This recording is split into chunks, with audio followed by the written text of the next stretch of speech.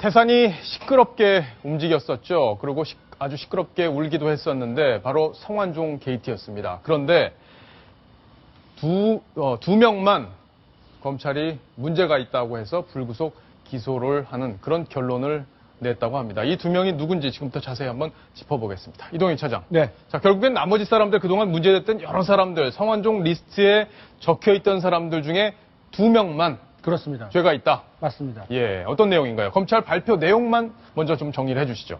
예, 성완종 리스트에 이름을 올렸던 8명에 대한 수사가 진행이 되어 왔는데요.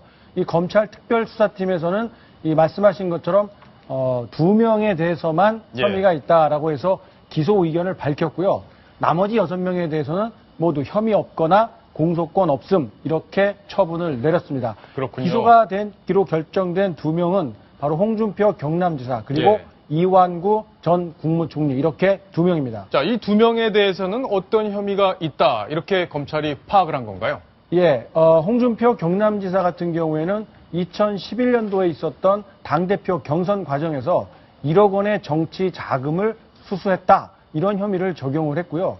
이완구 전 총리 경우에는 2013년 4월에 있었던 국회의원 재보궐선거 과정에서 당시 자신의 부여 사무실에서 성 회장으로부터 3천만 원의 불법 정치 자금을 받았다. 이런 혐의가 각각 적용됐습니다. 자, 거기까지는 그동안 나온 얘기하고 별반 다르지 않아요. 맞습니다. 근데 이 두 사람 사이에서 있었던 일, 결국엔 검찰이 추가로 확인한 부분, 그 부분이 어떤 건가요? 검찰에서는 어떤 혐의 입증에 자신이 있다라고 밝히고 있습니다만 이 오늘 수사 결과 내용 발표를 보면 그동안 나왔던 이야기 외에 추가적인 혐의 입증을 위한 어떤 객관적이고 확실한 물증 이런 것들이 추가로 제시되지는 못했습니다. 그래요? 그만큼 수사가 쉽지 않았다는 이야기인데요. 검찰에서 그래도 좀 밝힌 내용은 이완구 전 총리 같은 경우에 뭐 동선이라든가 관련자 진술 이런 것들이 탄탄하게 엮여져 있다 이렇게 밝히고 있고요. 홍준표 지사 같은 경우에도 홍 지사가 이렇게 반박하지 않았습니까? 내 동선을 찾아보면 그날 내가 국회에 가지 않았다라고 자신 있게 말했지만 검찰에서는 그렇지 않다. 홍 지사의 동선까지도 모두 확인이 돼 있다. 이렇게 반박을 하면서 혐의 입증에 자신감을 내비쳤습니다. 아, 그러니까 전달책 바로 그렇습니다. 이 윤모 경남기업 부사장이었죠. 전 부사장이었는데 동선이 겹친다. 그러니까 그리고 배달 사고 가능성이 없다. 맞습니다. 예. 그날 국회에 갔다. 이런 내용을 검찰에서 밝히고 있는 거죠. 그렇죠. 그러니까 돈을 들고 갔는데 그렇습니다. 돈 들고 가서 그냥 왔을 리는 없다. 맞습니다. 그리고 홍 지사의 동선 역시 국회를 향했다라고 검찰은 확신을 하고 있는 겁니다. 아, 그렇군요. 자, 그렇다면은 이 두 사람이 앞으로 이제 재판에 회부가 돼서 재판을 받게 될 텐데, 네. 근데 한간에는 그런 얘기들이 많이 흘러나오고 있어요. 유죄 입증은 그게 쉽지 않을 거다. 이미 돈을 줬다는 분이 돌아가셨기 때문에 그렇습니다. 그걸 입증을 어떻게 하겠느냐라는 얘기들이 많이 나오고 있고, 이 두 분도 무죄에 대한 확신을 갖고 있다. 지금 이렇게 얘기가 나오고 있잖아요. 이런 점 때문에 홍준표 경남지사가 강하게 반발을 하고 있는데요. 예. 오늘 그 보도자료 그리고 자신의 페이스북을 통해서 여러 가지 의견을 밝혔는데요. 이 페이스북을 통해서는 멀리 떨어져 있는 나만 희생양으로 삼은 것 아니냐 이런 식의 글을 올리고 있습니다. 그렇군요. 그러니까 친박이 아닌. 그렇습니다. 예. 가장 먼 거리에 있는 물리적으로도 멀리 있으니까 사실 중앙정치권에서 떨어져 있다라는 의미와 함께 나는 친박도 아니다. 정치 권력에서 떨어져 있다. 이런 뉘앙스를 강하게 풍기고 있고요. 예. 또 직접 보도자료를 통해서는 질풍모구 이런 표현을 아주 어려운 한자를 쓰면서 자신의 심경을 표현을 했는데요. 왜 사자성어가 유행이던데. 어떤 뜻인가 봤더니 아주 오랜 시간 동안 온갖 고생을 하며 지낸다. 이런 뜻의 사자성어였다고 합니다. 그만큼 내가 다른 권력자들은 괜찮고 나만 당하고 있다. 이런 희생양의 어떤 그 모습을 보여주려고 하는 것 같습니다. 박성훈 논설위원. 네. 지금 보면은 모양새가 일단 친박 핵심 중에 여러 가지 실세로 분류됐던 분들은 기소가 안 되고 홍준표 지사는 뭐 박근혜 대통령하고 좀 편한 관계는 아니었기 때문에 검찰이 편파 수사를 한다는 홍준표 경남지사의 주장에 일리가 있어 보일 수도 있겠어요. 네. 어떻게 보십니까? 아마도 홍준표 지사는 이 사건을 처음 수사 착수할 때 예. 중간 수사 결과 형식으로 사실상의 수사 종결 발표가 있는 오늘 이러한 형태로 결론 지어질 것을 아마도 저는 예상했다고 생각됩니다.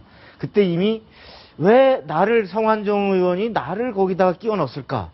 다시 말해서 가장 그 친박과는 멀리 있으면서도 가장 말하자면 어떤 성완종 씨와의 접촉선에서 가장 이렇게 중간 전달자가 있는 예. 이러한 형태를 갖다가 끌어댄 이유가 뭘까 이런 의문을 제기하면서 뭔가 처음부터 완전히 그 관계를 부인하기보다는 뭔가 내가 아닌 다른 것에 뭔가 엮여든 게 아닌가 이런 얘기를 계속 해왔잖아요. 처음엔 배달 사고 가능성도 언급을 했었죠. 그렇습니다. 배달 사고라든지 그래서 아마도 이 수사 결과 이 수사는 성완종 씨가 자신의 억울함을 만천하에 이제 고발하면서 나를 거기다가 말하자면 마중물로 끼워 넣은 수사고 검찰이 그 선을 크게 벗어나지 못할 것이다라는 그 예감대로 그대로 갔을 거라고 생각되는데 저기서 뒤집어 씌웠다 이런 표현은 사실은 본인이 수사검사 출신으로서는 친정에 할 얘기는 아닌데 예. 아마도 정치적으로 그러한 형평에 어긋나다 이런 아마 억울함을 항변하는 것 같습니다. 예.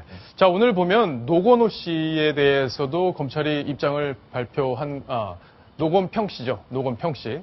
노무현 전 대통령의 형인데 이 노건평 씨에 대한 수사 결과도 발표를 했어요. 그렇습니다. 돈을 받긴 받았다는 건가요? 그렇습니다. 예. 돈이 직접적으로는 아니고요. 2007년도 특별 사면된 이후에 경남 기업에서 노 씨 측에 5억 원이 전달됐다. 예. 이런 내용은 확인이 됐고 그게 특별 사면의 대가였다라고 검찰은 판단을 했지만 공소시효가 지났기 때문에 공소권 없음으로 처분을 했습니다. 이 5억 원이 전달된 방법은요. 경남 기업이 공사를 하나 발주를 하면서 하청업체를 하나 썼는데요. 그 하청업체에 계약한 금액이 27억 원이었다고 합니다. 그런데 2007년 특별사면 직후에 하청 약속된 금액 27억 원에서 갑자기 5억 원을 더 주었다는 이야기인데요. 그랬군요. 갑이라고 할 수 있는 원청업체가 하청업체에게 아무런 이유 없이 5억 원을 더 주는 경우는 사실 없거든요. 그렇기 때문에 검찰에서는 이 5억 원이 노건평 씨에게 특별사면의 대가로 건네졌다. 이렇게 판단을 했지만 2007년 이미 많은 시간이 흘러서 이 해당 법률의 공소시효가 지났기 때문에 공소권 없음으로 처분을 마무리했습니다. 예, 손수호 변호사께서 보시기에는 이 유죄 입증, 한 두 분에 대한 유죄 입증, 그리고 이 공소권 없음으로 결정난 이 노건평 씨에 대한 이야기는 어떻게 정리를 할 수 있을까요? 일단은 그 기소를 이제 하겠습니다만 기소가 된다 하더라도 법정에서 이제 그 유죄의 증거를 검사가 제출을 해야 되는데 과연 그런 지금까지 드러나 있는 증거들만으로 판사가 유죄의 확신을 가지고 유죄 판결을 할 수 있을 것인가 이 부분은 굉장히 의문이 많이 듭니다. 따라서